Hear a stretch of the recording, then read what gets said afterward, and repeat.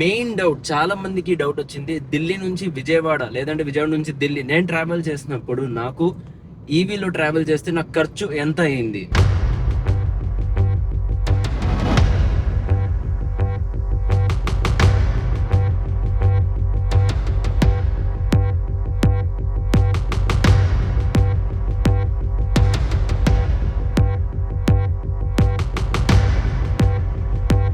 Tiago EV range ఎంత ఇస్తుంది ఏంటి, ఈ అన్ని డౌట్స్ నేను ఇవాళ కవర్ చేస్తాను.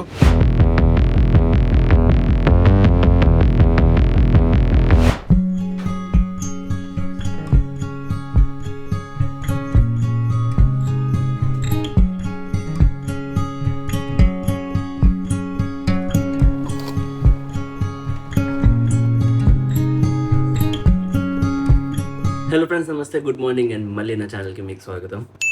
సో ఇవాళ నేను వీడియో చేయబోతున్నాను మొత్తం టాటా టియాగో ఈవీ మీద. రీసెంట్గానే నేను చాలా ట్రావెల్ చేశాను నా టియాగో ఈవీ తీసుకొని.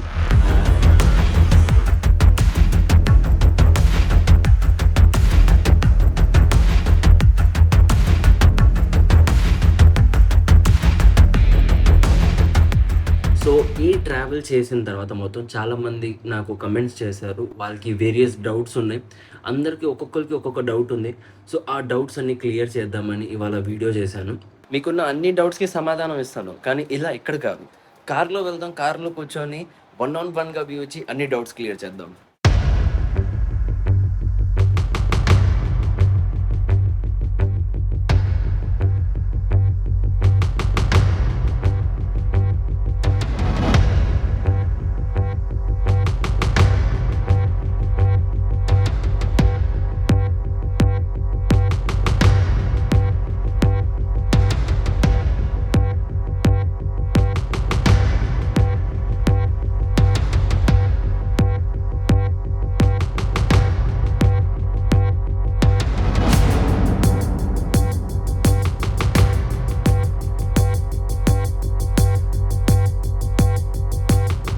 సో ఇప్పుడు నేను బయలుదేరిపోయాను ఇంటి నుంచి, అండ్ ఇది కరెక్ట్ పాయింట్ ఆఫ్ వ్యూలో ఉంది, 1-on-1 వ్యూ. మీరు ప్యాసింజర్ అండ్ నేను డ్రైవర్లా ఇప్పుడు కూర్చొని ఉన్న ఈవీ గురించి డిస్కస్ చేద్దాము. ఈ వీడియోలో నేను మేజర్గా ఈవీ గురించి మొత్తం ఎక్స్ప్లెయిన్ చేస్తాను. అంటే నేను నార్త్ మొత్తం తిరిగేసాను. సో మొత్తం తిరిగిన తర్వాత నా ఎక్స్పీరియన్స్ ఎలా ఉంది, ఈవీ తీసుకోవచ్చా తీసుకోకూడదా, అండ్ మెయిన్ డౌట్, చాలా మందికి డౌట్ వచ్చింది, ఢిల్లీ నుంచి విజయవాడ లేదంటే విజయవాడ నుంచి ఢిల్లీ నేను ట్రావెల్ చేసినప్పుడు నాకు ఈవీలో ట్రావెల్ చేస్తే నాకు ఖర్చు ఎంత అయింది మొత్తం మీద. అంటే ఛార్జింగ్ స్టేషన్స్లో ఎంత ఖర్చు చేశాను, దాంతోపాటు నేను టోల్ గేట్కి మొత్తం ఎంత ఖర్చు చేశాను, ఈ వీడియోలో ఎండ్ లోపల నేను ఎప్పుడైనా మీకు చెప్తాను. సో ఈ వీడియోని ఎండ్ దాకా చూడండి, స్కిప్ చేయమాకండి. అండ్ ఈవీ గురించి చాలా మందికి చాలా డౌట్స్ ఉన్నాయి. ఈ చాలా డౌట్స్ ఉన్నవి అంటే ఛార్జింగ్ స్టేషన్ దొరుకుతాయా దొరకవా దారిలో, అండ్ దాని తర్వాత మనకి ఫాస్ట్ ఛార్జింగ్ లో ఎంతసేపు పడుతుంది, టియాగో ఈవీ రేంజ్ ఎంత ఇస్తుంది ఏంటి, ఈ అన్ని డౌట్స్ నేను ఇవాళ కవర్ చేస్తాను.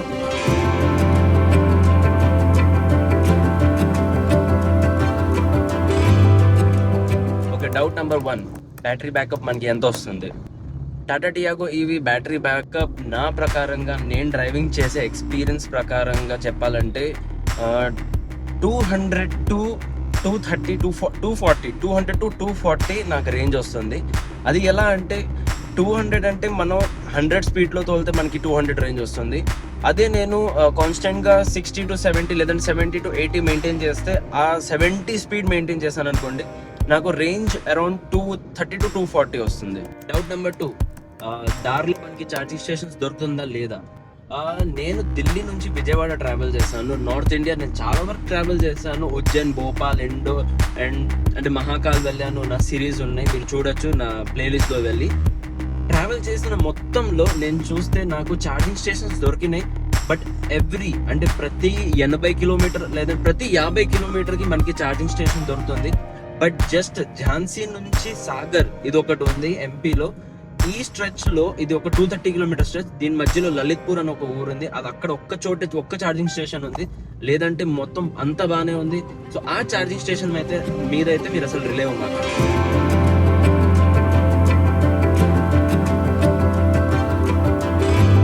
క్వశ్చన్ నెంబర్ 3, ఈవీ కార్స్లో డ్రైవింగ్ కంఫర్ట్ ఎలా ఉంటుంది, బాగుంటుందా లేదా? అసలు ఈ క్వశ్చన్కి ఆన్సర్ చెప్పాలంటే కంఫర్ట్ గురించి మాట్లాడాలంటే ఏ ఈవీ కార్ అయినా, ఈ టియాగో ఈవీ అనే కాదు, ఏ ఈవీ కార్ అయినా చాలా బాగుంటుంది. అసలు లోపల మనకి ఎలాంటి సౌండ్ వినిపించదు, బయట నుంచి అయితే ఏ సౌండ్ వినిపించదు. యూజువల్లీ పెట్రోల్ డీజిల్ కార్లు కూడా చూస్తే మనకి బయట సౌండ్స్, ట్రాఫిక్ సౌండ్స్ పెద్దగా వినిపించదు. బట్ ఒకవేళ మనము ఆ ఇంజిన్ సౌండ్ ఉంది చూసారా, ఈవీలో ఇంజిన్ ఉండదు. సో ఇంజిన్ లేకపోవడం వల్ల మనకి క్యాబిన్ మొత్తం ఇంకా చాలా సైలెంట్గా ఉంటుంది. పెట్రోల్ డీజిల్ కార్లో ఇంజిన్స్ ఉంటాయి కాబట్టి ఆ ఇంజిన్ నాయిస్ అండ్ వైబ్రేషన్ ఈ రెండు మనకి లోపల ఫీల్ అవుతాయి. ట్రాఫిక్ సౌండ్ వినిపించకపోయినా ఆ ఇంజిన్ ఫీల్ అయితే లోపల వినిపిస్తుంది, మనకి అనిపిస్తుంది కూడా. అదే ఈవీ కార్లో మనకి ఏ సౌండ్ ఉండదు, ఏముండదు, చాలా బాగుంటుంది. సో కంఫర్ట్లో చెప్పాలంటే any EV car it is like amazing. Okay, question number 4. ఈ క్వశ్చన్ చాలా మందికి డౌట్ ఉంది, రేంజ్ యాంగ్జైటీ. నేను వీడియోస్ చేశాను టియాగో ఈవీ మీద, రేంజ్ యాంగ్జైటీ వచ్చింది నాకు. ఆ టైంలో ఏం చేయాలి, బ్యాటరీ లో అయిపోతే హైవేస్లో ఒకవేళ మనం వేరే సిటీస్ ట్రావెల్ చేస్తున్నాం, ఆ టైంలో ఏం చేయాలంటారు. చూడండి, రేంజ్ యాంగ్జైటీ గురించి మాట్లాడాలంటే మీరు జర్నీని ప్లాన్ చేసుకుంటే మీకు రేంజ్ యాంగ్జైటీ ఉండదు. ఒకవేళ అన్ప్లాన్డ్గా మీరు వెళ్తే డెఫినెట్గా రేంజ్ యాంగ్జైటీ ఉంటుంది మీకు. సో ప్లాన్ చేసుకుంటే జర్నీ అంత స్మూత్గా ఉంటుంది.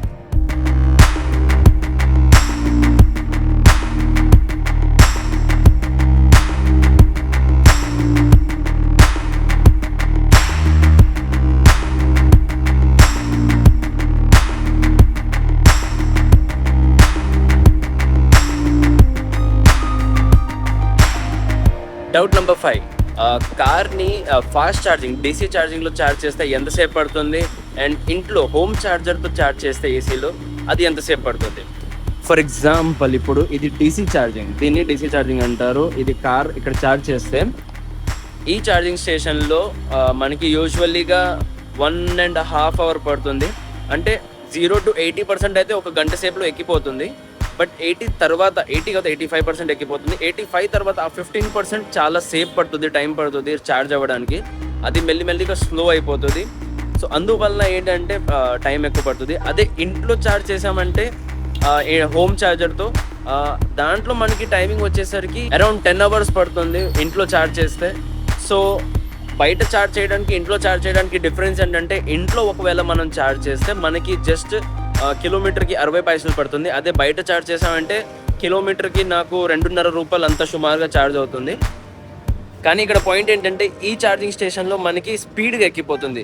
ఒక గంట సేపులో మనకి 80% ఎక్కిపోతుంది. అదే 80% మన ఇంట్లో ఛార్జ్ చేయాలంటే మనకి 8 గంటలు పడుతుంది. అండ్ మోర్ ఓవర్ ఈ ఛార్జింగ్ స్టేషన్స్కి ప్రైస్ కూడా చెప్తున్నాను. మనకి 1 కిలోవాట్కి డిఫరెంట్ ఛార్జింగ్ స్టేషన్స్. ఇది Tata power charging station. So ఇక్కడ మనకి ఒక్క ఛార్జింగ్ స్టేషన్లో ఒక యూనిట్కి మనకి 24 రూపీస్ ఖర్చు అవుతుంది, ఇంక్లూడింగ్ జిఎస్టీ. బట్ వేరే charging stations companies like Jio ఉంది, చార్జ్ జోన్ ఉంది, స్టాటిక్ ఉంది. ప్రతి కంపెనీకి వేరే ప్రైజింగ్ ఉంది. సో సుమారుగా ఏదైనా చెప్పేసరికి 20 రూపాయల నుంచి 25 రూపాయలు మనకి ఒక్క యూనిట్కి ఖర్చు అవుతుంది బయట ఛార్జ్ చేస్తే. అదే ఇంట్లో ఛార్జ్ చేసామంటే సుమారుగా మనకి 7 or 8 రూపీస్ మనకి గవర్నమెంట్ ఇచ్చే రేట్. సో అదే మనకి పడుతుంది.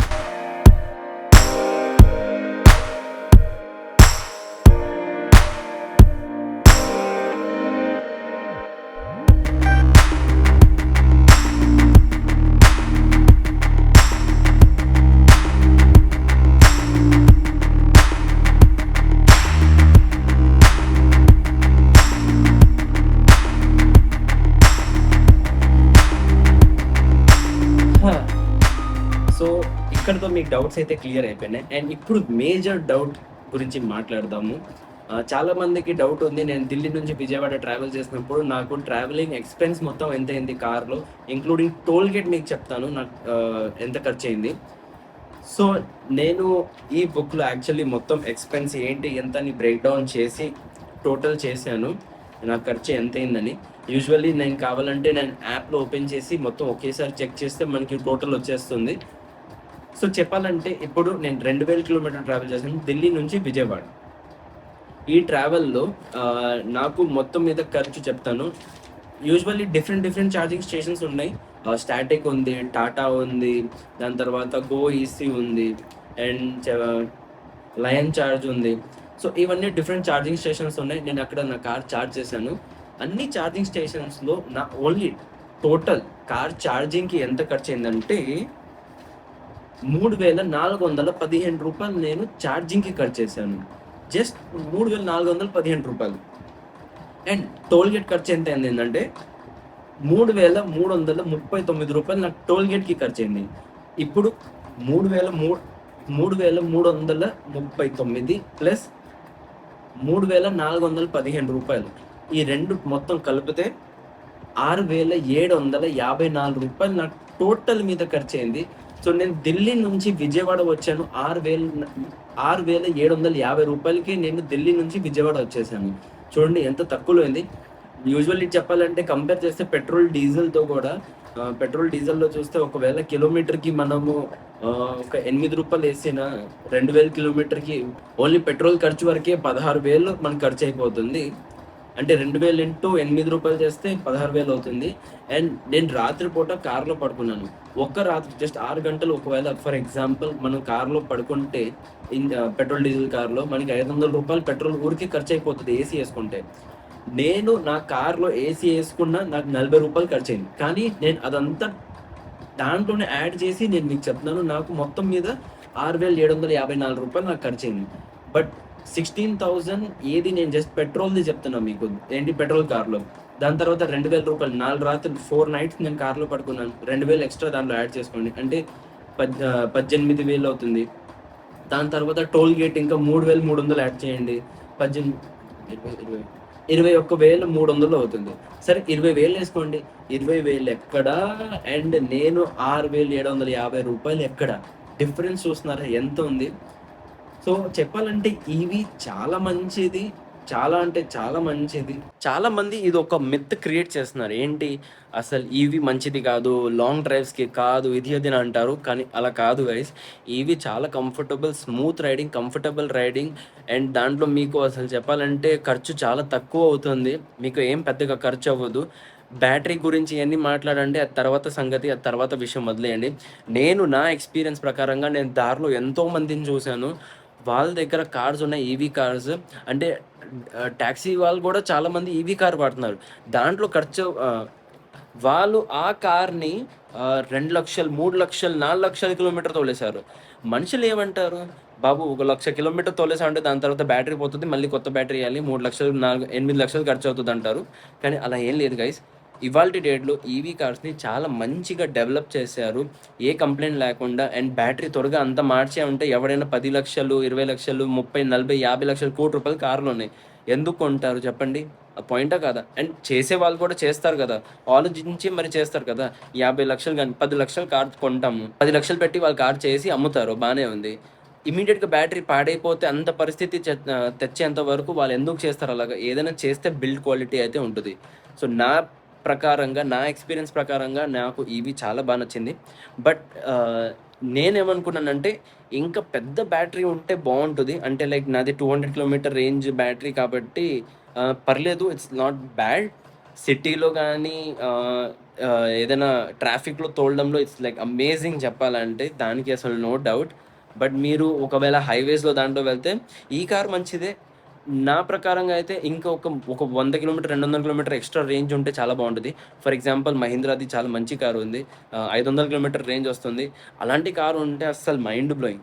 ఎక్కడ ఏ టెన్షన్ లేకుండా ఛార్జింగ్‌ది గానీ, ఏ టెన్షన్ లేకుండా చక్కగా ఒక 300, 400 కిలోమీటర్ 400 తోలేసి దాని తర్వాత కార్ ఛార్జ్ చేసుకోవచ్చు. బట్ నేను నా టియాగో ఈవీలో ఏంటంటే ఒక 120, 150 ప్రతి 100, 120, 150 కిలోమీటర్స్‌కి నేను నా కార్ ఛార్జ్ చేస్తూ వెళ్తూ వచ్చాను. అంటే ఇక్కడ ఢిల్లీ నుంచి విజయవాడ. సో అది కొంచెం ఇబ్బంది అయితే ఏమి అనిపించలేదు. బట్ ఏంటంటే ప్లాన్డ్‌గా ఉంటే బెటర్. అన్‌ప్లాన్డ్‌గా ఉంటే ట్రిప్స్ ఫెయిల్ అవుతాయి. మీ కార్ ఆగిపోతది, లేదంటే టోయింగ్ చేసే పరిస్థితి వచ్చేస్తది. సో ఏదైనా మీరు ప్లాన్ చేసుకొని దాని తర్వాత ట్రిప్‌కెళ్ళండి. At the end of the day EV ఫ్యూచరా కాదా చెప్పాలంటే ఈవీ ఫ్యూచరే. బట్ కరెక్ట్ అండర్‌స్టాండింగ్‌తో, కరెక్ట్ ప్లానింగ్‌తో ఉంటే ఈవీ డెఫినెట్‌గా ఫ్యూచర్. రైడ్ గురించి చెప్పాలంటే చాలా కంఫర్టబుల్. అండ్ ఓవరాల్‌గా చెప్పాలంటే ఈవీ గురించి నేనైతే చాలా హ్యాపీగా ఉన్నాను. డిస్సాటిస్ఫై అయితే ఏం లేదు. మనీ సేవింగ్స్ బాగా ఉంది. సో దీంతో మీకు అర్థమైపోయింది నేను ఎంత డబ్బులు మిగిలించాను ఇవాళ చెప్పాలి ఈ ట్రావెల్‌లో. సో గైస్ నేను దీంతో అనుకుంటున్నాను మీ డౌట్స్ అన్నీ క్లియర్ అవుతాయని నమ్ముతున్నాను నేను. మీకు ఒకవేళ ఏదైనా డౌట్స్ ఉంటే దీని కాకుండా ఇంకా ఏదైనా డౌట్స్ ఉంటే మీరు నా కమెంట్ సెక్షన్‌లో కమెంట్ చేయండి. నేను మీకు డెఫినిట్‌గా నెక్స్ట్ వీడియోలో రెస్పాండ్ అవుతాను. ఫుల్ వీడియో చేస్తాను. మీ డౌట్స్ అన్నీ క్లియర్ చేస్తాను ఈవీ గురించి.